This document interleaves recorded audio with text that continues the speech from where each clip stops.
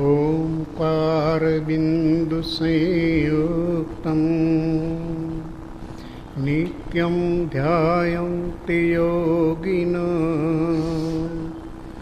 कामदं मोक्षदं चैव ओंकाराय नमो नमः।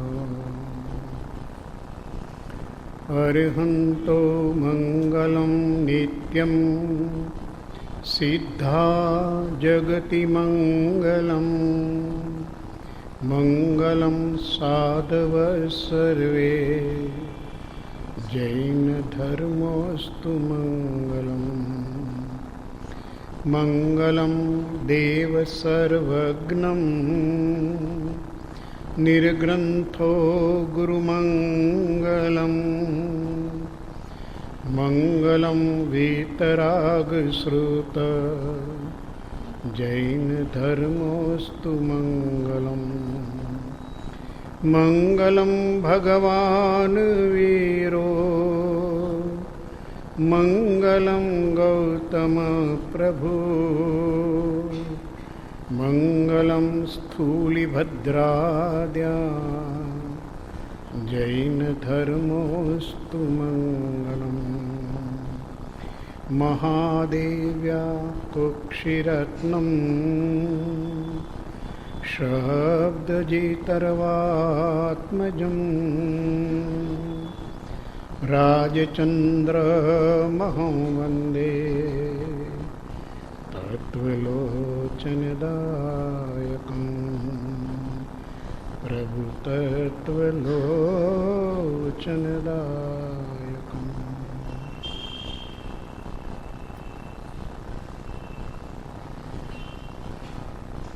श्रीमद રાજચંદ્ર જ્ઞાન મંદિર રાજકોટ, રવિવાર 28 ઓક્ટોબર।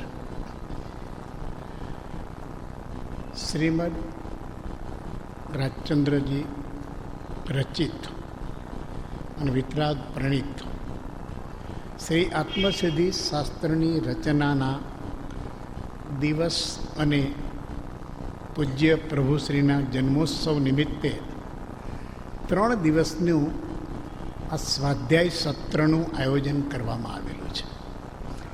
આજે રવિવાર, કાલ સોમવાર અને પરમ દિવસે મંગળવાર। મંગળવારે આત્મસિદ્ધિ રચના દિવસ અને પૂજ્ય પ્રભુશ્રીનો જન્મદિવસ એ સંયુક્ત કાર્યક્રમ હોવાને કારણે 3 દિવસ સ્વાધ્યાયની આપણે વિચારણા કરવી છે। એમાં કાર્યક્રમમાં નક્કી થયા મુજબ આત્મસિદ્ધિ શાસ્ત્ર સંબંધી કોઈ એક રહસ્ય સૂત્ર વાત લેવી। આત્મસિદ્ધિ રહસ્યથી ભરપૂર છે, તો કોઈ એક સૂત્ર રહસ્યનું એની વિચારણા આ વખતના આપણા સ્વાધ્યાયમાં કરીશું। એ રહસ્ય સૂત્ર છે, કૃપાળુ દેવે આત્મસિદ્ધિ માટે એક અવસ્થાની વાત કરી છે, એક દશાની વાત કરી છે। જ્યાં સુધી એ અવસ્થા અથવા એ દશા પ્રાપ્ત ન થાય ત્યાં સુધી આ પરમ તત્વની ઉપલબ્ધિ જીવને થઈ શકતી નથી। એ સંબંધી જે ગાથાઓ છે એ ગાથાઓ ગાથા 38, 39, 40, 41 એ સંબંધી વિચારણા આપણી આ મર્યાદિત રહેશે।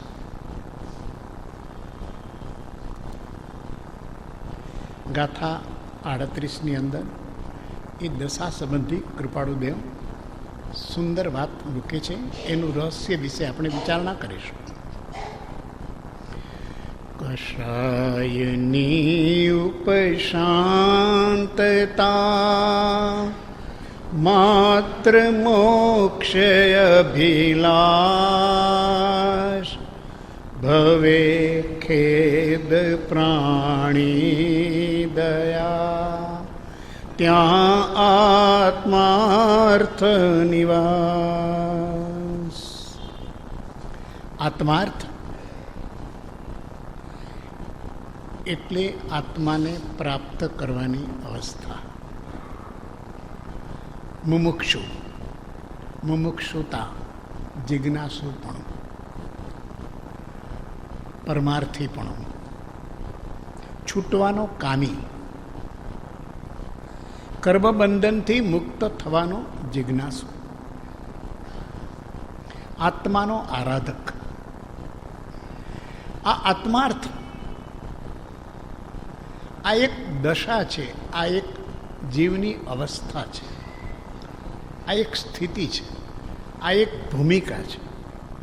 જીવ જ્યાં સુધી આ ભૂમિકામાં આવે નહીં ત્યાં સુધી એ બાકીની બધી વાતો કર્યા કરે પરમાર્થમાં સંબંધી, પરંતુ એનું અનુસંધાન જોડાય નહીં, સંગતિ ન થાય વાતની. એ એનાથી દૂર ને દૂર જ રહે. એના 4 કારણો કૃપાળુદેવે આપ્યા છે કે આત્માર્થ એટલે આત્મતત્વને પ્રાપ્ત કરવાની જેની ઈચ્છા છે, જે છૂટવાનો કામી છે, જેને સંસાર પ્રત્યે વિરક્તિ જાગી છે, સંસારના મોહનું જેને મૂંઝન છે. આવા જીવની અંદર એક અવસ્થા પ્રાપ્ત થવી જોઈએ. એ પરમ તત્વને પ્રાપ્ત કરવા માટે એને સાધના કરવી છે, આરાધના કરવી છે, પુરુષાર્થ કરવો છે. પરંતુ એ પુરુષાર્થ કરવા યોગ્ય દશા પ્રાપ્ત કરવી જોઈએ, અવસ્થા પ્રાપ્ત કરવી જોઈએ. એ અવસ્થાને પ્રાપ્ત કર્યા વિના એ સીધું પુરુષાર્થના માર્ગમાં દોડશે તો પણ ઉપલબ્ધિ શક્ય બનશે નહીં. અને એના માટે એ ગાથાની અંદર કહ્યું, કશાયની ઉપશાંતતા માત્ર મોક્ષ અભિલાષ, ભવે ખેદ અને પ્રાણી દયા, ત્યાં આત્માર્થ નિવાસ. આત્માર્થ ત્યાં જ રહી શકે છે, ત્યાં જ પનપી શકે છે, ત્યાં જ ઉગી શકે છે, ત્યાં જ ફળીભૂત થાય છે, ત્યાં જ સિદ્ધિદાયી થાય છે, જ્યાં આ 4 અવસ્થાની ભૂમિકા છે. ત્યાં જ્યાં કસાય પાતળા પડ્યા છે,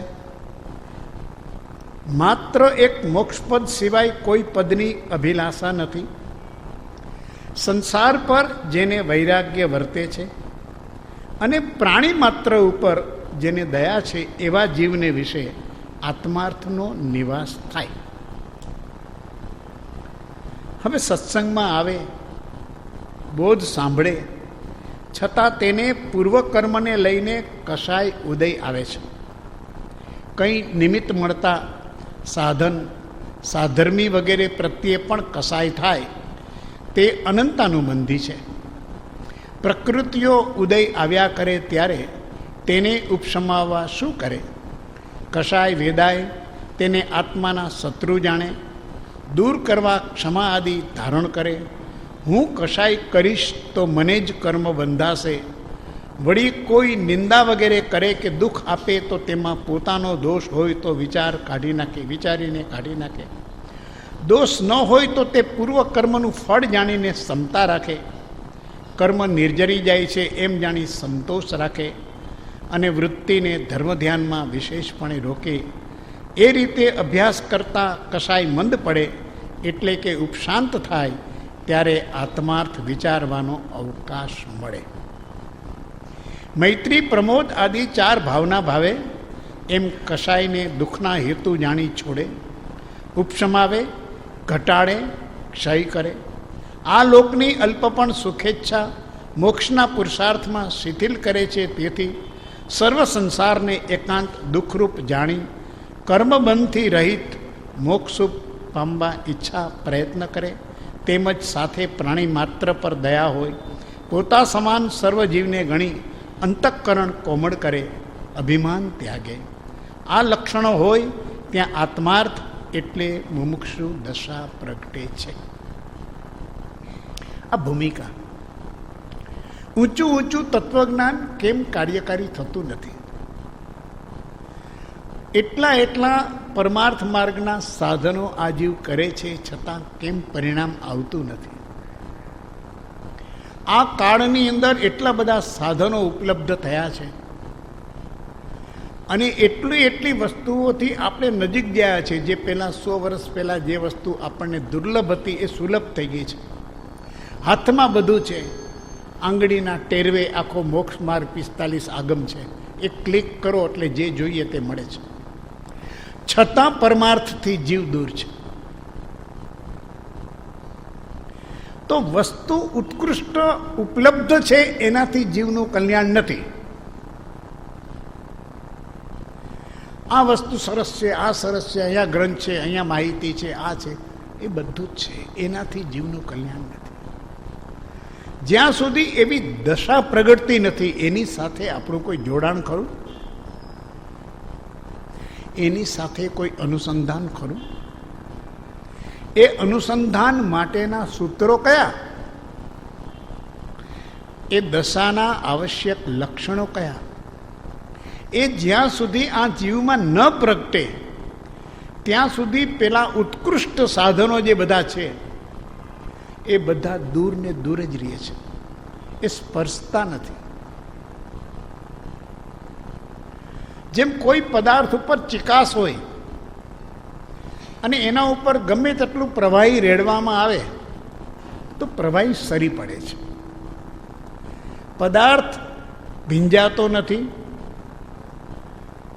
પદાર્થ ગળતો નથી, પદાર્થ નરમ થતો નથી, પદાર્થમાં આર્દ્રતા આવતી નથી, કારણ કે એ પ્રવાહી છે, એ તો એના ઉપરથી ચાલ્યું જાય છે.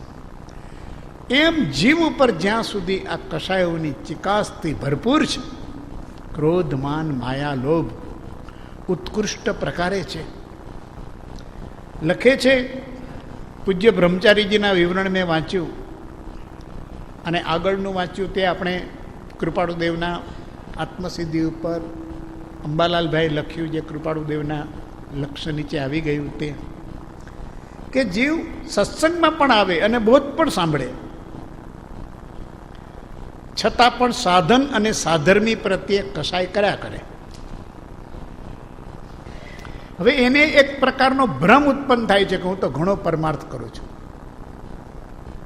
પણ આ કષાયોનું ઉપશમન થતું નથી.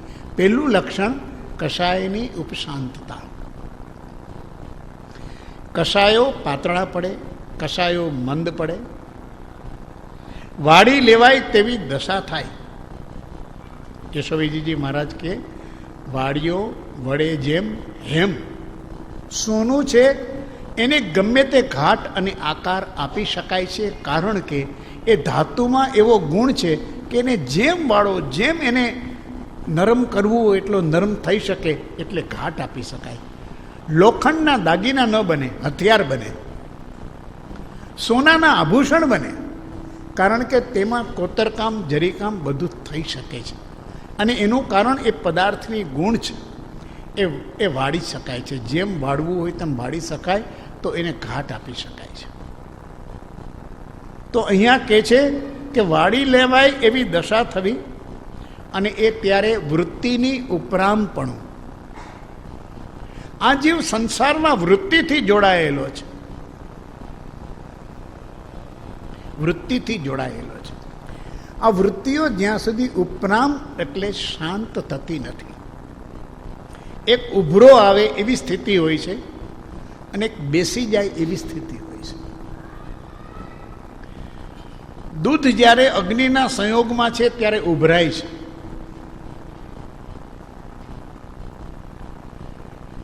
અને પ્રવાહીને જ્યારે સ્થિર રાખવામાં આવે છે ત્યારે એ ઓસરે છે. અંદર કસ્તર હોય, કચરો હોય, એ બધો નીચે બેસી જાય. આપણો જીવ આ સંસારના અગ્નિ સાથે જોડાયેલો છે, અને એ અગ્નિનો જ્યાં સુધી સંગ છે ત્યાં સુધી કષાયો ઉભરાય છે, વૃત્તિઓ ઉભરાય છે. એક એક નિમિત્ત મળતા એ એકેય નિમિત્તના આધાર ઉપર જાગૃત થયેલી પોતાની વૃત્તિને સમાવી શકતો નથી. આખું જીવન એનું એ વૃત્તિને આધીન છે, નિમિત્તને આધીન છે. એનું વ્યક્તિત્વ, એનું અસ્તિત્વ નિષ્ક્રિય છે. જેવી વૃત્તિ ઉઠે એવો વ્યવહાર. એક પશુ સમાન જીવન છે. જ્યાં આ કશાયનું ઉપશાંતપણું નથી ત્યાં મનુષ્ય અને પશુ વૃત્તિની અંદર કોઈ ફેર નથી. મનુષ્ય એ છે કે જેની પાસે વૃત્તિ ઉઠતા વિવેક છે. એક આહારની વૃત્તિ ઉઠી તો પશુ ગમે ત્યાં ગમે તે પ્રકારનું ભક્ષ્ય અભક્ષ્ય પથ્ય અપથ્ય કાળ અકાળ ગમે તે રીતે એ ખાઈ લેશે. ત્યારે મનુષ્યને એક ભૂખની વૃત્તિ ઉઠે તો ક્યારે ખાવું ક્યારે ન ખાવું, શું ખાવું શું ન ખાવું, કેમ ખાવું, કેવી રીતે ખાવું, કયા સમયે ખાવું, અનેક પ્રકારના વિવેકના વિકલ્પો ઉઠે છે. અને એ બધું અનુકૂળ ન હોય તો એ પોતાની ભૂખ પર વિજય મેળવી લે, પણ ગમે તેવું આચરણ ન કરે. આ એના મનુષ્યપણાની ઉત્કૃષ્ટતાનું લક્ષણ છે. જેમ એ ભૂખની વૃત્તિ છે એમ ભોગની વૃત્તિ છે, કામની વૃત્તિ છે, ઊંઘની વૃત્તિ છે, અનેક પ્રકારની આ બધી વૃત્તિઓ આવે છે. ત્યારે પશુને કોઈ નિયમન નથી, પશુને કોઈ વિવેક નથી. એ પોતાની જેવી વૃત્તિ, જેવી સંજ્ઞા, જેવા સંસ્કારો જાગે છે તે પ્રકારે કરે છે. સર્પને એને ક્રોધના સંસ્કાર છે તો એ ક્રોધ જ કરશે જીવનભર સુધી.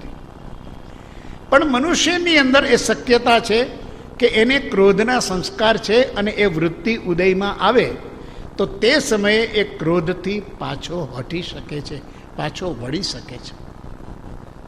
એ વૃત્તિને એ સમાવી શકે છે, ઉપશાંત કરી શકે છે, મંદ કરી શકે છે, કશાયોને પાતળા કરી શકે છે. કારણ કે વૃત્તિની સાથે જેવો વિવેકનો ઉદય થયો એટલે પશુમાંથી મનુષ્ય તરફ ગયો. વિવેક એમ કહે છે કે આ મારે ક્રોધ કરવો ન કરવો, કોની સામે કરવો કોની સામે ન કરવો, કયા સંજોગોમાં કરવો કયા સંજોગોમાં ન કરવો, એનું શું પરિણામ આવશે. આવા જેટલા પ્રમાણમાં એની સમજણનો વિકાસ થયો હોય તેટલા પ્રમાણની અંદર મનુષ્ય વિવેકના વિકલ્પોના આધાર ઉપર એ પોતાના વ્યવહારનું નિયંત્રણ કરશે.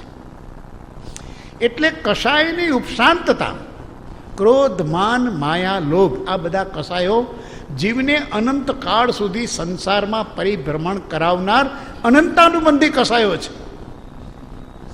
જ્યાં સુધી એના સ્વરૂપ પર જીવને એનો જ્યાં સુધી એનું નિયમન આવ્યું નથી જીવનું અને કશાયથી જીવ દોરવાય છે ત્યાં સુધી એનો અનંત સંસાર પરિમિત થાય નહીં. તો પેલું લક્ષણ કયું? કશાયની ઉપશાંતતા. અને એ કશાયની ઉપશાંતતા કરવા માટે એ કશાયના ઉદ્ભવનું જે કારણ છે એ નિમિત્ત અને વૃત્તિ. વૃત્તિ એ પૂર્વ સંસ્કારનું જાગરણ છે અને નિમિત્ત એ વર્તમાનની અંદર ઉપસ્થિત થતી અવસ્થા છે. ક્યારેક નિમિત્તથી કસાય થાય, પોતાનો રંજિત ભાવ હોય તો, અને ક્યારેક ઉદયથી કસાય થાય અને નિમિત્ત આવીને મળી જાય. એને યોગાનું યોગ કહે છે. નિમિત્ત નૈમિતિક સંયોગ કહે છે. માત્ર નિમિત્ત કસાય જન્માવે એવું પણ નથી.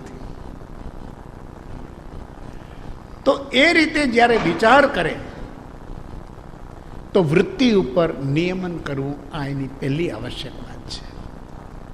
અને નિમિત્તથી થતું હોય તો નિમિત્તથી દૂર રહેવું. જે નિમિત્તથી જીવને કશાયનું જોર થતું હોય એવા નિમિત્તોનો ત્યાગ કરવો. કોઈ આમાં ચર્ચાના અવકાશ જ નથી. જીવ બુદ્ધિવાદ ઉપર ચાલ્યો જાય છે. બુદ્ધિવાદ ઉપર એમ કે એ ગમે તે આપણે શું છે, અરે આપણે શું છે ને, આપણે એની તો ખેંચાઈ જાય છે, આપણામાં એટલું બળ નથી, પછી માથાકૂટ કરવાની શું જરૂર છે. જેવા દ્રશ્યો વિકારના જોઈએ છીએ તો વિકારી ભાવ જીવનમાં જાગી જાય છે.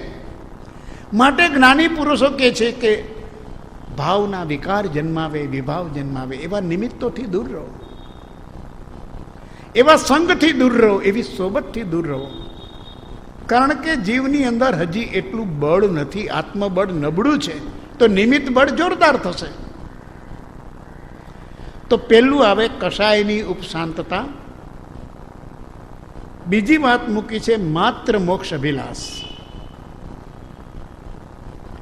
સંસારની અંદર જે જીવને પરમપદની પ્રાપ્તિ કરવી છે, પરમાર્થની સાધના કરવી છે, આત્માર્થ સાધવો છે, એને પહેલાં પોતાનું અવલોકન કરવું જોઈએ કે હજુ સંસાર પ્રત્યે મારી કામનાઓ કેટલી છે, તૃષ્ણાઓ કેટલી છે, વાસનાઓ કેટલી છે.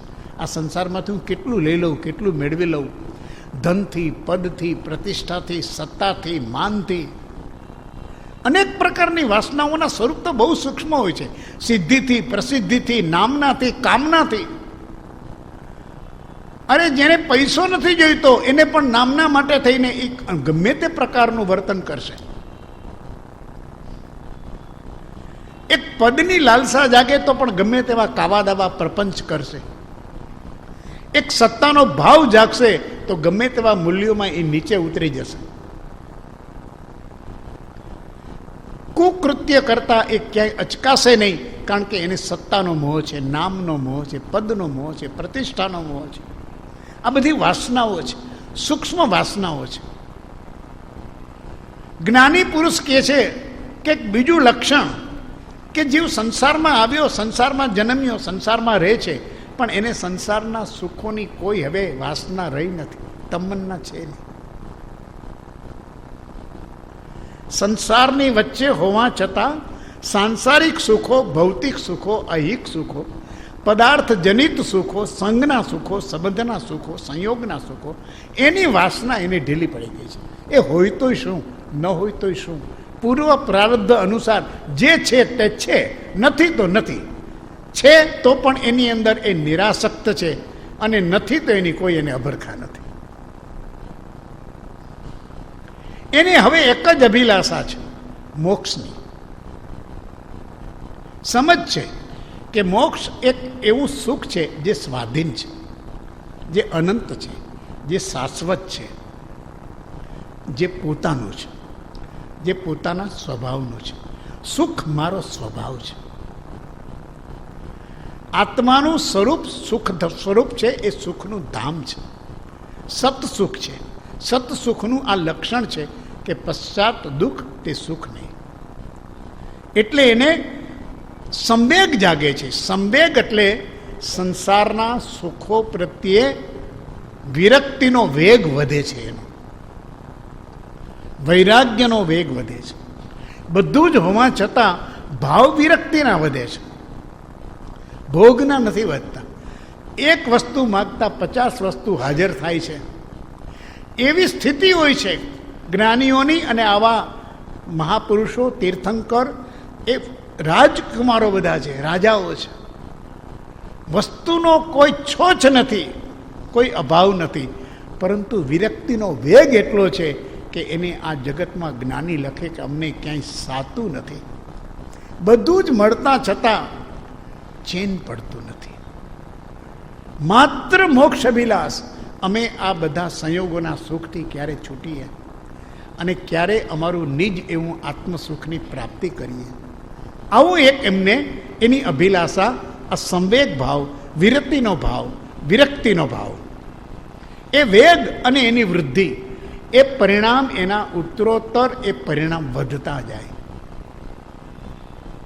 કૃપાળુદેવે લખ્યું છે જ્ઞાનીઓના સંયમ પરિણામ એ ઉત્તરોત્તર વધે, વર્ધમાન થાય. તો રોજ રોજ એના આ મોક્ષની અભિલાષા, સંવેગના પરિણામ, વિરક્તિના પરિણામ, વિરતિના પરિણામ વધે.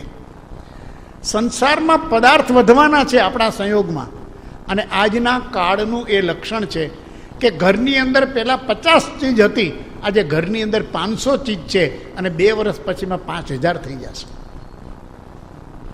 વસ્તુ વધે છે, ઘરમાં વધે, પરિવારમાં વધે, સમાજમાં વધે, બજારમાં વધે, દેશમાં વધે. ચારે બાજુ જ્યાં જઈએ ત્યાં જાગ જમાડ છે. પહેલાં એક ચીજ લેવા જવું હોય તો એની દુકાને જઈને આપણે લઈને પાછા આવતા. આજે મોલમાં જતા આપણી સામે લાખ ચીજ આંખ સામે ભટકાય છે. લેવા ગયા નથી આપણે, લેવી છે એક ચીજ, પણ લઈને આવીએ છીએ ત્યારે થેલી ભરી નાખે. અને પછી ત્યાં જઈને કે લે આપણે લાવવાનું તો ભૂલી ગયા, પણ આ સેલ્સમેન બધા તૈયાર છે, કાંઈ વાંધો નહીં બેન, થેલી ભૂલી ગયા તો અમે આપશું ને તમને, કેરી બેગ છે, ઉપાડો તમે બધું, ઉચકીને લઈ જાઓ. અભિલાષા વધતી છે. જ્ઞાની કે છે વિરક્તિના પરિણામો વધે. જેમ વસ્તુ વધે તેમ વિરક્તિ વધે. ઓહો, જીવવા માટે આટલી બધી વસ્તુની શું જરૂર છે? એક તત્વજ્ઞાની ગયો હતો મોલની અંદર અને બધું વસ્તુ જોયા પછી એમ કે ઓહો, આટલી બધી વસ્તુ વિના પણ સુખ શાંતિથી જીવી શકાય છે. કેમ કે એની પાસે તો કંઈ હતું જ નહીં. તો એને એ ભાવ થયો, એનો વિરક્તિ ભાવ વધ્યો, દ્રઢ થયો કે આ બધું ન હોય તો જીવી શકાય છે. અને એકને એમ થાય છે કે હજી આવતા મહિનામાં શું એટ્રેક્શન છે, શું આવવાનું છે, માટે આવતે વખતે મોલમાં આવીએ તો શું નવું મળશે. વધતા પરિણામ ભોગના અને વધતા પરિણામ વિરક્તિના. આ દશા મુમુક્ષુને આવવી જોઈએ. એને આત્માર્થ સાધવો છે. ભવે ખેદ. જૈનમાં સારું કુટુંબ મળ્યું, સારું પદ મળ્યું, સારા કુળ મળ્યું, સારી જાતિ મળી, સારું ગોત્ર મળ્યું, એને સંતોષ નથી. આથી સારું મળે એવું કદાચ આશ્વાસન મળે તો પણ ભવનો ખેદ છે. બસ હવે આત્મભાવે કરીને ફરી ન જન્મવું, આ સંસાર જન્મ લેવા યોગ્ય નથી. ભવનો ખેદ. સંસાર પ્રત્યે ઘોર ઉદાસીનતા. આ સંસાર તો એકાંત દુઃખરૂપ અને શોકરૂપ છે. ભગવાન મહાવીરે ઉત્તરાધ્યયન સૂત્રની અંદર કહ્યું, અહો દુઃખો હું સંસારો. સંસાર તો એકાંત દુઃખ અને શોકરૂપ છે. જે વસ્તુ આજે સુખરૂપ લાગે છે એ જ દુઃખનું અને શોકનું કારણ બની શકે છે. પછી પોતાના પ્રિયજનનું વહાલ હોય કે કોઈ વસ્તુ પ્રત્યેનો રાગ હોય, આ બધું જ દુઃખનું કારણ, શોકનું કારણ બની શકે છે. કારણ કે સંસારનું સ્વરૂપ અનિત્ય છે. સંયોગ જ્યાં છે ત્યાં વિયોગ છે જ, અને જ્યાં વિયોગના પરિણામ આવશે ત્યાં આ પ્રકારના શોક અને દુઃખ ઉત્પન્ન થયા વિના રહેશે નહીં. માટે ભવનો ખેદ. મારે ભવ નથી જોઈતો. ગમે તેવો જન્મ મળશે તો મરણ છે કે નહીં? તો કે છે જ. તો એવો જન્મ મારે જોઈતો નથી કે જેની પાછળ વિયોગ હોય. એકાંત દુઃખ છે. માટે હવે મારે સંસારના પરિભ્રમણથી અટકવું, થોભવું, વિરમણ થવું. આપણે ત્યાં જૈન દર્શનમાં સરસ ભાવના હોય બધી, થોડી વિરમણ. હવે અટક. હે જીવ, આ ક્લેશરૂપ સંસાર થકી તું વિરામ પામ. આ છે નિર્વેદ ભાવ. નિર્વેદ એટલે અંતરંગની અંદર થાક લાગવો. તે મળે છે બધું, સ્થિતિ સરસ થાય છે, ધંધો સરસ ચાલે છે, કુટુંબ પરિવાર વધતા જાય છે, સંબંધો વધે છે, માન પ્રતિષ્ઠા વધે છે, ચારે બાજુ વધે છે. પણ પોતે જ્યારે પોતાના સ્વરૂપના ચિંતનમાં બેસે છે ત્યારે એને એમ થાય છે કે આ વધતું બધું મને પ્રતિકૂળ થશે, થાક લાગ્યો છે, હવે મારે આ દોડ નથી જોઈતી. ત્યાં સુધી દોડવું. દોડત દોડત દોડત દોડીયો જેતી રે મનની દોડ. આનંદગંજી કહે છે કે કેટલું દોડ્યો તું સંસારની અંદર. આ દોડ અટકવી જોઈએ. અને દોડ અટકવા માટે એક જ સ્ટોપ, થોભો. વર્તમાનમાં આ ટ્રાન્સપોર્ટના સાધનો વધ્યા એટલે સ્પીડ બ્રેકર આવ્યા. આજ સુધી સ્પીડ બ્રેકર નહોતા. જેમ આ ગતિ વધે છે, દોડ વધે છે, એમ આપણી ભૌતિક દોડની અંદર એમાં ભવની પણ દોડ છે. વિચાર કરે તો અનંત કાળથી 4 ગતિ, 84 લાખ યોની અને 6 પ્રકારની કાયા આ ધારણ કરીને આ જીવે કેટલા સ્વરૂપ ધારણ કર્યા છે. આ સંસારના પરિભ્રમણમાં આની દોડ કેટલા પ્રકારની દોડ. આનો કોઈ અંત ખરો? હા, ટૂંકી દ્રષ્ટિએ વર્તમાનનું બસ આઈ am happy, I am fine, એ બધું વિચાર કરે. બહુ ટૂંકી દ્રષ્ટિના 5-15 વર્ષનો વિચાર કરે. એની કાંઈ આવો નિર્વેદ ભાવ આવે નહીં. એને તેમ થાય કે હજી મારે આગળ વધવું છે. પણ જેને પોતાના સ્વરૂપનું ચિંતન શરૂ થાય છે, આ આત્માર્થી જીવની વાત ચાલે છે, એને વિચાર થાય કે ભાઈ બીજું કંઈ નહીં, હવે આનાથી તો અટકવું જોઈએ. ભવનો ખેદ, પ્રાણી દયા. આ પ્રાણી દયા, હું જીવ છું, જેને આવું અનંતનું ચિંતન થાય છે, તો બાકીની અંદર પણ આ બધા જે હલતા ફરતા ચેતનવંતા, જેને જ્ઞાન અને દર્શન છે, જે જાણે છે, આવા ઉપયોગવંત એવા બધા જીવો છે, એ બધાની દયા થવી જોઈએ કે અજ્ઞાનને કારણે આ જીવો સંસારમાં દુઃખી થાય છે. એક કર્મથી બંધાય છે, જળથી બંધાય છે, અને આ ચેતનની બેહાલ અવસ્થા તો જુઓ. એટલે એને જીવ મૈત્રી અને હિત ચિંતવનાનો ભાવ જાગે છે. જીવોની માત્ર મૈત્રી નહીં, મૈત્રી ભાવનો અર્થ કૃપાળુદેવે લખ્યો છે જીવોની હિત ચિંતવના. એટલે જે જીવને ઓળખાણ થાય છે એ જીવનું હિત થાય. આ હિત ચિંતવના આ તીર્થંકરની મૈત્રીનું સ્વરૂપ છે. ભાવદયા, આ જીવની ભાવદયા એને પ્રગટે. ઓહો, દ્રવ્ય દયા કરવાથી તો એ ભૂખ્યો હશે તો ખાવાનું દઈશું, એ તરસ્યો હશે તો પાણી પાશું, એ નિર્વસ્ત્ર હશે તો એને બે ચાર સારા કપડાં લઈ આપીશું, એ રોગી હશે તો એને ઔષધ આપીશું. આ બધી દ્રવ્ય દયા છે. એ આ શરીર પૂરતું, આ દેહ પૂરતું, એના બાહ્ય સ્વરૂપ પૂરતું છે. પણ ભાવ દયા એના પરિણામ અશુદ્ધ છે, એનું અજ્ઞાન છે, એનું મિથ્યાત્વ છે. આનો સંસાર તો ક્યારેય છૂટશે નહીં, અને આ દુઃખની પરંપરામાંથી તો ક્યારેય મુક્ત થશે નહીં. માટે આ જીવ એ પોતાના સ્વરૂપની સમજને પામે, આવી પ્રકારનો જે ભાવ આવે, અને એને હું કઈ રીતે મદદ કરી શકું. કોઈ સારો વિચાર, કોઈ સારું તત્વ, કોઈ સુગુરુનો યોગ, કોઈ સત્સંગની પ્રાપ્તિ, કોઈ સદબોધ, આ પ્રકારનું આપીને એ જીવની અંદર ભાવ દયા કરે. જો હોવે મુજમે ઇતની શક્તિ, સભી જીવ કરું શાસન રસે. આ તીર્થંકરની ભાવ દયાનું સ્વરૂપ છે કે મારામાં જો આ શક્તિ આવે તો જગતના બધા જ જીવોને આ સંસારમાંથી ઉઠાવી લો, મુક્ત કરી દો. કેટલો ઉત્કૃષ્ટ ભાવ હશે, એની ભાવધારાની કરુણા કેટલી બધી હશે, જબરજસ્ત. અને એટલા જ માટે પરમાત્માનું સ્વરૂપ, શુદ્ધાત્માનું સ્વરૂપ ઓળખાવતા કોઈએ દેવ કીધો, કોઈએ સમર્થ, એને શક્તિવાન કીધો. કૃપાળુદેવે એક ઓળખાણ આપી, કેવળ કરુણા મૂર્તિ છો, દીનબંધુ દીનનાથ, પાપી પરમનાથ છું, ગ્રહો પ્રભુજી હા. કેવળ કરુણામૂર્તિ છો પ્રભુ. તમારું જો કોઈ ઓળખાણ હોય, કોઈ જ્ઞાનીનું ઓળખાણ, કોઈ સત્પુરુષનું ઓળખાણ, કોઈ આપણા સદિચ્છુની ઓળખાણ, કલ્યાણ મિત્રનું ઓળખાણ, તો એને આપણા પ્રત્યે કરુણા હોવી એ છે. અને ભાવ દયા, ભાવ કરુણા. કોઈ આપણને બે ચાર વસ્તુ આપીને ઓબ્લિગેશનમાં નાખે એ નહીં, કાયમને ખાતે ગુલામ રાખે, એ કોઈ કરુણા નથી. એ તો ક્રૂરતા છે, લુચ્ચાઈ છે, દંભ છે, કપટ છે. આ જીવ પણ એના સ્વરૂપને પ્રાપ્ત કરે. આવા ચાર લક્ષણો એના જીવનમાં જાગે. ખંભાતના મુમુક્ષુએ પત્ર લખ્યો છે કે અમારે ધર્મ પ્રાપ્ત કરવો છે. પહેલો જ પત્ર કૃપાળુદેવે એમને લખ્યો કે ધર્મ પ્રાપ્ત કરવા માટે સમ્યક દશા જોઈએ, અને સમ્યક દશાના ચાર લક્ષણ છે: સંવેગ, નિર્વેદ અને અનુકંપા. પછી કોઈક પુરુષને ગોતીને આસ્થા તત્વ ઉપર લેજો, પણ પેલા આ ચાર તત્વ જ છે.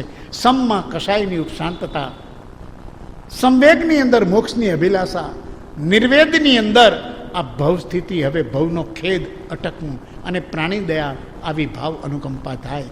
આટલી વસ્તુની ભૂમિકા થાય પછી તમે ધર્મની ઈચ્છા કરજો, ધર્મની જરૂર પ્રાપ્તિ થશે. અવસ્થા આવ્યા વિના, યોગ્ય દશા પ્રાપ્ત કર્યા વિના ગમે તે પ્રકારનો યોગ ગોતીએ પરમાર્થની પ્રાપ્તિનો, એ બનશે નહીં. એ બાહ્ય છે. પહેલાં આંતરિક યોગ જોઈએ. આપણે બાહ્ય યોગની શોધ કરીએ છીએ, આંતરિક અવસ્થામાં આપણું લક્ષ્ય જતું નથી. પહેલાં મુમુક્ષુ બનવું પડે, મુમુક્ષુની આંતરિક અવસ્થા એ કરવી પડે. અને એટલા માટે કૃપાળુદેવે આ વાતને જોર આપવા માટે થઈને એની પછીની ગાથા લીધી. દશાન એવી જ્યાં સુધી जीव लहे नहीं जो मोक्ष मार्ग पामे नहीं मटे न अंतर रो। જ્યાં સુધી એવી જોગ દશા જીવ પામે નહીં ત્યાં સુધી તેને મોક્ષ માર્ગની પ્રાપ્તિ ન થાય અને આત્મભ્રાંતિ અનંત દુઃખનો હેતુ એવો અંતરરોગ ન મટે. પૂજ્ય બ્રહ્મચારીજી કહે છે આવી દશા ન આવે એટલે કે ઉપર દર્શાવેલી યોગ્યતા કઈ કશાયની મંદતા, મોક્ષ સિવાયના સંસાર સુખની અભિલાષાનો ત્યાગ, સંસારના સુખો દુઃખરૂપ અહિતકારી લાગે ને સંસારી જીવો જે પરાધીન જન્મ મરણ કરી રહ્યા છે અને સંસારમાં સુખ માની રહ્યા છે તેના પ્રત્યે દયા અનુકંપા આવે એવો વિવેક ન પ્રગટે ત્યાં સુધી તે જીવ યોગ્ય થયો ન કહેવાય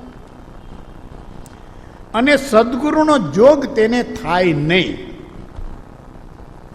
યોગ્યતા હોય તો સદગુરુનો બોધ પરિણમે, યોગ્યતા ન હોય તો પરિણમે નહીં. તેથી મોક્ષ માર્ગ હાથ ન લાગે અને અંતરરોગ એટલે આત્માના કશાયના ઉદયથી થતા વિભાવ ભાવ છે જેથી કર્મ બાંધે છે અને સંસાર વધારે છે તે વિભાવ અંતરરોગ તે મટે નહીં. અથવા અંતરરોગ એટલે આત્મા સંબંધી ભ્રાંતિ મિથ્યાત્વ તે જ્યાં સુધી યોગ્યતાવાળી દશા ન પ્રાપ્ત કરે ત્યાં સુધી તેને સદગુરુનો યથાર્થ જોગ ન બાજે. તેથી મોક્ષ માર્ગમાં પ્રવેશ ન થાય અને મિથ્યાત્વરૂપી રોગ ટળે નહીં. આ રહસ્ય આત્મસિદ્ધિના છે. અહીંયા કહે છે કે જ્યાં સુધી એવી દશા ન આવે જીવ લહે નહીં જોગ, ત્યાં સુધી જીવને જોગની પ્રાપ્તિ ન થાય કે જે જોગ એને સંસારથી મુક્ત કરાવે, જે જોગ એના અનંતના બંધનોથી એને તોડાવે છોડાવે. આ ન થાય. પોતાની અવસ્થા ન આવે ત્યાં સુધી બાહ્ય પરિબળ કોઈ ઉપકારી થાય નહીં, કોઈ પરિણામ આપી શકે નહીં. તો કે છે કે એ દશા સમ્યક દશા, આવી યોગ્યતાવાળી દશા, ચાર લક્ષણ એના જે કહ્યા છે તેવી દશા, સંવેગ નિર્વેદ અને અનુકંપા જેના જીવનમાં એવી દશાના લક્ષણો થોડે ઘણે અંશે પણ પ્રગટ થયા છે એવી દશા, પાત્રતા યોગ્ય ભૂમિકા. મોક્ષમાળામાં કૃપાળુદેવ કહે છે પાત્ર વિના વસ્તુ ન રહે, પાત્રે આત્મિક જ્ઞાન, પાત્ર થવા સેવો સદા બ્રહ્મચર્ય મતિમાન. કોઈ વસ્તુ પાત્ર વિના રહેતી જ નથી. વસ્તુને રાખવું હોય તો પાત્ર આધાર જોઈએ છે. પુરાણ કહે છે કે ધરતીને પણ શેષનાગનો આધાર છે. કૃપાળુદેવ કહે છે કે આખી ધરતીને સતનો આધાર છે.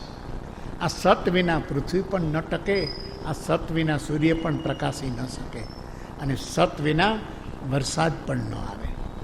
સમગ્ર સૃષ્ટિ એ એકમેકને જે ઉપકારી છે અને આ સૃષ્ટિમાં આખું મનુષ્ય જીવે છે પરસ્પરોપગ્રહો જીવાનામ, એનું કારણ એક જ છે, એનો આધાર સત છે.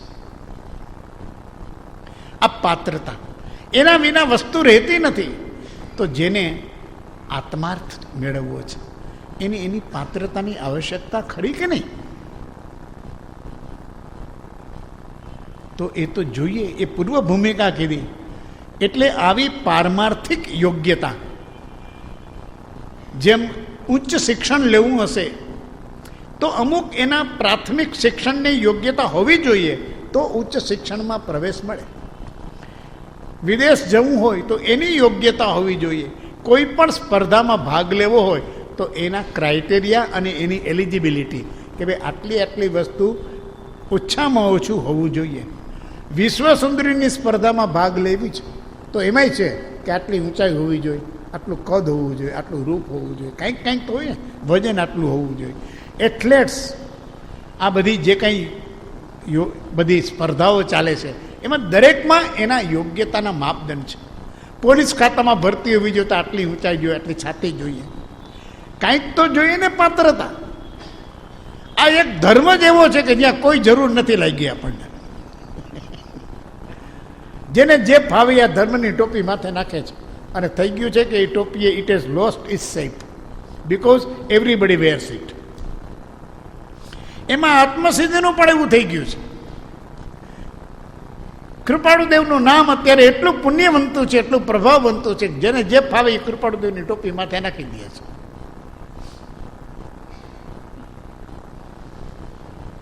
કારણ કે ચાલે છે, પ્રભાવ હોય ને. જેમ ગાંધીનો પ્રભાવ કેટલો ચાલે છે, 50 વર્ષે કેળો છોડતા નથી. પછી એક અન્નાનો પ્રભાવ આવ્યો, જો કે વયો ગયો 12 મહિનામાં, કેમ કે તકલાદી કેટલુંક ચાલે. મેં અન્ના હું, જે હોય મેં અન્ના હું. ભાઈ હવે જીવ છોડને તું અમારો. એમ આ રીતે ક્યારેક ક્યારેક કોકનું પુણ્ય પોતાને લઈ લેવાની આ પણ જીવની જે વૃત્તિ છે કે સ્વયં તમારું કંઈક પ્રકર્ષિત કરો ને. લેબલ લઈ લેવા છે. જેપી ગુરુજીએ કહ્યું ને કે લેબલ લગાડવા છે પણ લેવલ નથી. લેવલ વિનાના લેબલ શું કરે?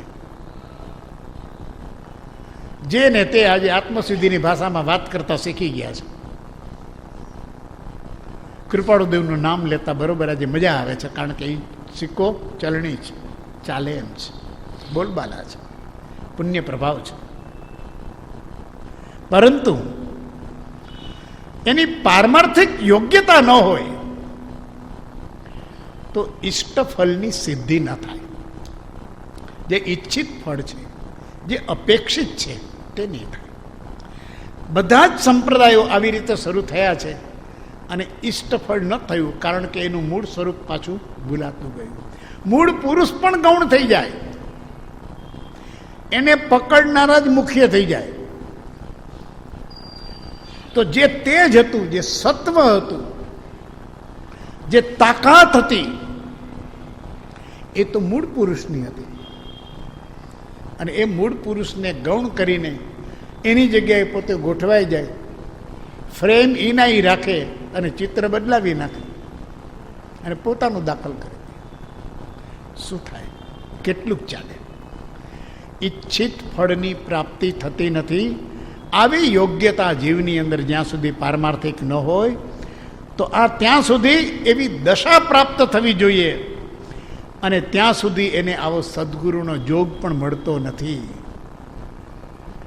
સદગુરુનો જોગ મળતો નથી. એક સાદી સાદી કહેવતથી આપણે સમજવું જોઈએ. કહેવતની અંદર સદીઓનો અનુભવનો નીચડ હોય છે કે લોભિયા હોય ત્યાં ધુતારા ભૂખે. હવે આપણને સંસારનો રોગ લાગુ પડ્યો છે, ભોગ લોભનો, કે મારું આ થાય, કુટુંબનું સરસ થાય, પેઢી સરસ થાય, મારી નામના સરસ થાય.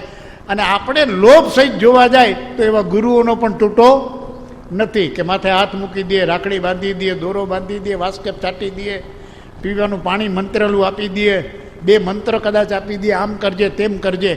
આ લોભિયાને ધુતારાનો બરોબર. ગુરુ લોભી શિષ્ય લાલચ. કબીરા કહે છે કે દોનો બેઠે પથ્થર નાવ. એકબીજાને ઠેલમ ઠેલા કરે છે ને બે ડૂબે છે. ઘાટ એવો ઘડાય છે, એને જોગ ન મળે. આત્માર્થીની મુમુક્ષુની લક્ષણથી જ્યાં સુધી અંતરની પવિત્રતા, આત્માર્થ આવ્યો નથી ત્યાં સુધી એને કોઈ આત્માર્થી પુરુષોનો જોગ થાય નહીં. જોગ થાય તો પણ એની સાથે કોઈ મેળ વિશેષ જામે નહીં. એ મતલબનો સંબંધ બંધાય, પરમાર્થનો સંબંધ નહીં બંધાય. અને જીવને મતલબના સંબંધથી સંતોષ છે અને પરમાર્થનો સંબંધ રીતે ઘટાવે છે. પણ પોતાનો મતલબ પૂરો થાય તો એ ગુરુને મૂકી દેતા વાર નથી. 10-10 વર્ષ સુધી જેની પગચંપી કરતો તો મુખ પડતા ને બીજા ગુરુને પકડી લીધા. એટલે પણ શું વાંધો આવ્યો? આનું જ્ઞાન ક્યાં વયું ગયું? આનું ચારિત્ર ક્યાં ગયું? આની સમજણ ક્યાં ગઈ? આ જ હતો. તો કે ના, હવે આપણે અહીંયા જાય છીએ. કા મતલબનો ધંધો હતો તારો. તારું અભિમાન પોસાતું હતું, તારું નામ પોસાતું હતું, તને માન મળતું હતું. મજા આવતી હતી. અને હવે એમ થયું કે આમાં મજા નથી, બીજે જવામાં જરાક વધારે આપણું પ્રોજેક્શન થાય છે, વધારું માન મળે છે, પતી ગયું. આ લાલચુડો હોય જ્યાં શિષ્ય અને ગુરુ લોભી હોય ત્યાં ભેગું શું થાય? તો કે છે અહીંયા આને જોગ ન મળે, સદગુરુનો જોગ ન થાય, સત્પુરુષ આવા જ્ઞાની પુરુષોનો યોગ ન થાય. કારણ એને સાચું ઓળખાણ જ ન થાય. 212માં કૃપાળુદેવે કહ્યું છે કે જ્યાં સુધી મનની મલિનતા ખસતી નથી ત્યાં સુધી એને સદગુરુને ઓળખવામાં બાહ્ય રિદ્ધિ સિદ્ધિનું જ એની પાસે ક્રાઇટેરિયા છે. કેટલા અનુયાયી હતા, કેટલો વૈભવ હતો, કેટલો ભપકો હતો, કેટલો ખર્ચો હતો, કેટલી બોલી બોલાણી, કેટલા પૈસા ભેગા થયા, એની પાસે આ જ લિસ્ટ હોય સદગુરુનું, બીજું કાંઈ ન હોય. ગયે વખતે આટલું થયું હતું, આ વખતે એથી પણ ચડિયાતું હતું, આવા બધા રેકોર્ડ રાખીને બેઠો છાપાના ન્યૂઝપેપરના તંત્રીની જેમ. આ તું ખબરપત્રી છો કે આત્માર્થી છો? આત્માર્થીને આવી કોઈ જરૂર નથી. એને તો ઓળખાઈ જાય, એક સત્પુરુષની છાયામાં જાય. કૃપાળુદેવ કહે કે સત્પુરુષ તો કલ્પવૃક્ષ જેવો છે. કલ્પદ્રુમની છાયા આ સંસારની અંદર, અગ્નિ સ્વરૂપ સંસારમાં જીવને સાતા ન મળે. કલ્પદ્રુમની છાયા સિવાય સત્પુરુષ કલ્પદ્રુમની છાયા છે, જેની પાસે જવાથી એને કોઈ ઓળખે કે નહીં, એને કોઈ હાર પહેરાવા આવે છે કે નહીં, એનો કોઈ વૈભવ છે કે નહીં, પણ જેની પાસે જવાથી મારા મનના પરિણામો શાંત થયા. જેના બોધ વચન વાંચવાથી મારા અંતરની અંદર કોઈ અદ્ભુત ટાઢક મેં અનુભવી. મારા જે ઉકળતા પરિણામો હતા અશાંતિના, અજંપાના, એ શાંત થયા. કૃપાળુદેવનો કોઈ પત્ર, કોઈ ગાથા, કોઈ સૂત્ર વાંચીએ, વિચારીએ, આપણી અનંતકાળનો ઉદ્વેગ છે એ શાંત થાય. પૂર્વ પુણ્યના ઉદયથી મળ્યો સદગુરુ યોગ, વચન સુધા શ્રવણે જતા થયું હૃદય ગત શોક. અંતરનો શોક સમાઈ ગયો, શોક ગયો. સંસાર શોકનું સ્વરૂપ છે અને મારો શોક ગયો. જેના વચનથી, જેના બોધથી, જેની વાણીથી. આ તો અમીરસ છે. અંદર જાતા આખી ચેતના જાગૃત થાય છે. નિશ્ચય એથી આવ્યો ટળશે અહીં ઉતાપ, નિત્ય કર્યો સત્સંગ મેં એક લક્ષ્યથી આપ. હે ગુરુદેવ, કેવળ આત્માના લક્ષ્યથી મેં તમારો નિત્ય સત્સંગ શરૂ કર્યો છે. હવે મારી પાસે બીજું કોઈ મેળવવાની મને કોઈ ઈચ્છા નથી. મારે મારો સંસારના પરિભ્રમણના તાપ, સંતાપ અને ઉતાપ અને ત્રણેયના સરવાળારૂપ પરિતાપ, આ જીવનનો પરિતાપ મટે એ માટે જ મારી શોધ હતી. આવો જોગ એને પ્રાપ્ત થાય, ઓળખાણ થાય. તો કે છે આવે જ્યાં એવી દશા નહીં, દશા ને એવી જ્યાં સુધી જીવ લહે નહીં જોગ, મોક્ષ માર્ગ પામે નહીં. અને આવો જોગ ન થાય ત્યાં સુધી એને મોક્ષ માર્ગ પણ મળે નહીં. તો મળે શું? ભોયની પંચાત. એ સત્સંગ શિબિરમાં જાય તો ડાયો થાય, અહીંયા આમ ને અહીંયા આમ ને, ઓને આમ ને ઓને આમ ને, જે અત્યાર સુધી જે ઉપાધિ નહોતી બધી શરૂ કરે. અને આટલું દાન દીધું ને, આને આટલું આમ કર્યું, ઓલા આમ ગયા હતા ને, ઓલા આમ જવાના છે ને, વ્યવસ્થા આવી હતી ને, 50 આમ ગયા. શું કામ છે પણ તારે? એકે તારા આત્મકલ્યાણનું કારણ છે. અને દિને રાત એની અંદર માંડ્યો છે. મહિમા કેનો ગાય છે? મોક્ષ માર્ગ એને મળ્યો. જ્ઞાની પુરુષ કહે છે કે મોક્ષ માર્ગ નહીં મળે, આ લક્ષ્ય નહીં આવે ત્યાં સુધી, આત્માર્થ નહીં આવે ત્યાં સુધી, એક તો સદગુરુનો યોગ પણ નહીં થાય, અને કદાચ ભૂલે ચૂકે થશે તો પણ તને એની પાસેથી મોક્ષ માર્ગ નહીં મળે. કારણ કે જોગ થાય તો પણ ઓળખાણ નહીં થાય. જ્યાં સુધી ચિત્તની અંદર રહેલી મલિન વાસનાઓ ખસતી નથી, ત્યાં સુધી મળેલો યોગ એને ફળીભૂત થતો નથી, એનો બોધ એને કાર્યકારી થતો નથી, બોધનું કોઈ પરિણામ આવતું નથી. અને મોક્ષ માર્ગ એ તો બોધના પરિણામથી આવે. યોગ્યતા ન હોય તો બોધ પરિણમે નહીં અને મોક્ષ માર્ગ હાથ ન લાગે. 10 વર્ષ સુધી શિબિર કરે અને મોક્ષ માર્ગનું સ્વરૂપ સમજે નહીં. અને શરૂઆત સમજો તો એટલી જ કરે કે પહેલી શિબિરમાં શું વ્યવસ્થા હતી ને છેલ્લીમાં શું હતી, કેટલી પ્રગતિ થઈ. મોક્ષ માર્ગની પ્રગતિની ખબર નથી એને. મોક્ષ માર્ગ પામે નહીં. મોક્ષ માર્ગ એટલે આત્માર્થ જે પ્રાપ્ત કરવો છે એનું સાધન, સાધન દશા અથવા તો કારણ. આ વૈજ્ઞાનિક ધર્મ છે. કારણ અને કાર્ય. કાર્ય સિદ્ધ કરવું હોય તો કારણ પ્રાપ્ત થવું જોઈએ. નિજ આત્મ સ્વરૂપ પ્રાપ્ત કરવું હોય, મોક્ષ જોઈતો હોય તો મોક્ષ માર્ગ જોઈએ. મોક્ષ માર્ગ એ કારણ છે અને મોક્ષ છે એ કાર્ય છે. એ મંઝિલ છે, પણ મંઝિલ સુધી જવા માટેનો માર્ગ હોય છે, રસ્તો હોય છે. જ્યાં ઊભા છીએ મારે અહીંયા જવું છે તો ઊભા છીએ ત્યાં જવાની મંઝિલિયા ન આવે. એનો રસ્તો છે અને રસ્તો વાટ કાપીએ ત્યારે માર્ગે કાપીએ ત્યારે મંઝિલે પહોંચાય. અને મોક્ષ માર્ગ જ નહીં મળે કે જે માર્ગે ચાલતા એ મંઝિલ સુધી પહોંચે. માર્ગ કોને કહેવાય? કે જ્યાં એક ડગલું ચાલે તો એ મંઝિલથી એક ડગલું નજીક, 2 ડગલા ચાલે તો મંઝિલથી 2 ડગલા નજીક. અહીંથી અમદાવાદ જઈએ છીએ 220 અને અમદાવાદ રોડ ઉપર ચડી ગયા તો જેટલા કિલોમીટર ચાલીએ એમ સામે સાઇનબોર્ડ આવે. શું આવે? હવે અમદાવાદ 220, 218, હવે 215, 210, 200 લાગે કે બરાબર મને અમદાવાદનો માર્ગ મળી ગયો છે. કેમ કે અમદાવાદનું અંતર ઘટતું જાય છે. પણ બફમમાં ને બફમમાં મને બધી ખબર છે. અને કેસરી હિંદ પુલ ક્રોસ કર્યો અને જવાનું હતું જમણા હાથ બાજુ અને વળી ગયો ડાબા હાથ બાજુ, ચડી ગયો મોરબીના રસ્તે અને મોરબીના રસ્તે પાછો હાઈવે પકડો કચ્છનો, સીધો અરબી સમુદ્રમાં ડૂબવા સિવાય કંઈ કોઈ આરો નથી. સીધી ગાડી જવા દે. હવે એમાં અમદાવાદના તો પાટિયા અને કદાચ ઊંધું ફરીને વાંચે તો અમદાવાદનું તો અંતર વધતું જાય કે અમદાવાદ 250, અમદાવાદ 350, અમદાવાદ 400. ગજબ કરી.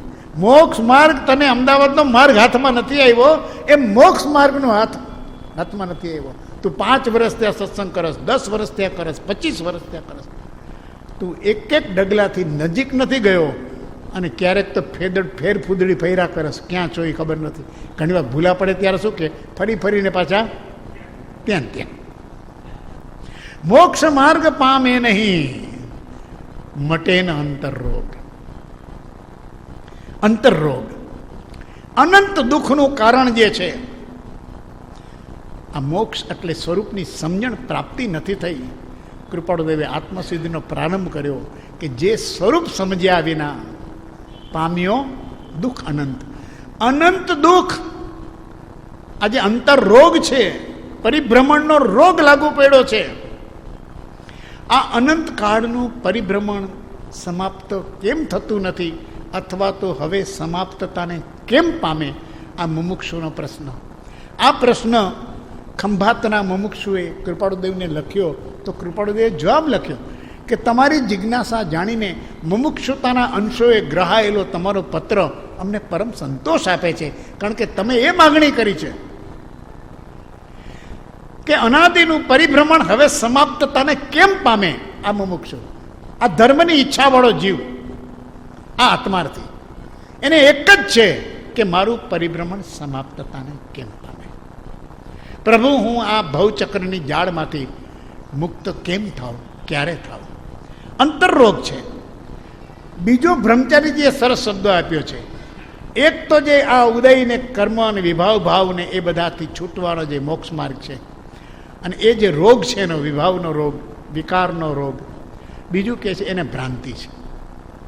કૃપાળુદેવે પણ એક ગાથામાં છેલ્લે આપ્યું છે કે આત્મભ્રાંતિ સમ રોગ નહીં. જો શબ્દ આત્મ અજ્ઞાન શબ્દ નથી, આત્મ અજ્ઞાન સમ રોગ નહીં એમ નથી, આત્મ ભ્રાંતિ સમ. એટલે અજ્ઞાન એને નથી પણ ભ્રાંતિ છે. ભ્રાંતિનો શું મતલબ? કાચનો ટુકડાને હીરો માનીને ગળે લગાડીને બેઠો છે અને જિંદગીભર એનું જતન કર્યા કરે છે અને અભિમાન લીધા કરે છે કે મારી પાસે જે છે એવું તો કોઈની પાસે નથી. અને જ્યારે ભાન થાય ત્યારે આ ભ્રાંતિ, આ મોટો રોગ છે. મને ધર્મ મળી ગયો છે, મને ગુરુ મળી ગયા છે, હું બધું જાણું છું, મને બધી ખબર છે, મને મોક્ષનો માર્ગ ખબર છે, આત્મા શું છે હું જાણું છું. દેહને આત્મા માનતો હોય અને પાછો આત્મા શું છે હું જાણું છું એમ કે દેહની શુશ્રૂષામાં જ પડ્યો હોય, દેહના લાલન પાલનમાં જ જોડાયેલો હોય, સતત દેહાધ્યાસમાં જ રહેતો હોય. દેહનું અસુખ થતાં હું મરી ગયો, દેહમાં રોગ આવતા મને રોગ આવ્યો. કૃપાળુદેવે કીધું આ ભ્રાંતિનું સ્વરૂપ. જીવની ઉત્પત્તિ અને રોગ શોક દુઃખ મૃત્યુ દેહનો સ્વભાવ જીવ પદમાં જણાય છે. એવો જે અનાદિનો એક રૂપ મિથ્યાત્વ ભાવ જ્ઞાનીના વચન વડે દૂર થઈ જાય છે. દેહ સાથે એકરૂપ, દેહમાં પરમાર્થ બુદ્ધિ, દેહમાં આત્મબુદ્ધિ અને દેહના કલ્યાણની જ વાત. 80-90 વર્ષનું આયુષ્ય હોય તો પડે પડે દેહની જ ચિંતા, દેહની જ સુરક્ષા, દેહની જ જાળવણી અને દેહનો જ મહિમા, દેહની જ ગરિમા અને માને હું આત્માનું કલ્યાણ કરું છું. આવી ભ્રાંતિ તો જબરજસ્ત ભ્રાંતિ છે. એ કે છે મટે ન અંતર. આ અંતર રોગ છે. આ રોગ કોઈ બહારના ડૉક્ટરને કેવી રીતે બતાવવા જવું? કોણ ડૉક્ટર આનું મૂલ્યાંકન કરે? કોણ તપાસણી કરે? કોણ પરીક્ષણ કરે? આ ભ્રાંતિ છે. જ્યાં સુધી આ 4 લક્ષણ આવ્યા નથી ત્યાં સુધી આ દશા, આ લક્ષણ છે. રહસ્ય સૂત્ર આ ગાથાનું છે. દશા અથવા અવસ્થા. દશા ન આવે, અવસ્થા ન આવે અને દશા કહેતા દશાના લક્ષણ છે. લક્ષણથી દશા ઓળખાય. આપણી માન્યતાથી ન હાલે, આપણી કલ્પનાથી ન ચાલે, લક્ષણ જોઈએ. અને એ જે દશાને એવી જ્યાં સુધી, ત્યાં સુધી આ મોક્ષના એકેય કારણ એટલે સદગુરુનો યોગ પણ ન મળે, મોક્ષનો માર્ગ પણ ન મળે અને અંતર રોગ એટલે અંદર ધરબાયેલી જે ભ્રાંતિ છે એવી જડ ખાલી ગઈ છે. આ 3 મહાશત્રુ છે આત્માના કલ્યાણના. એ ત્રણેય જાય નહીં, દશા આવે એટલે બધું થાય. એ પછીની વાત આપણે વિશેષ અવસરે કરીશું. સત્પુરુષોનું યોગ બળ જગતનું.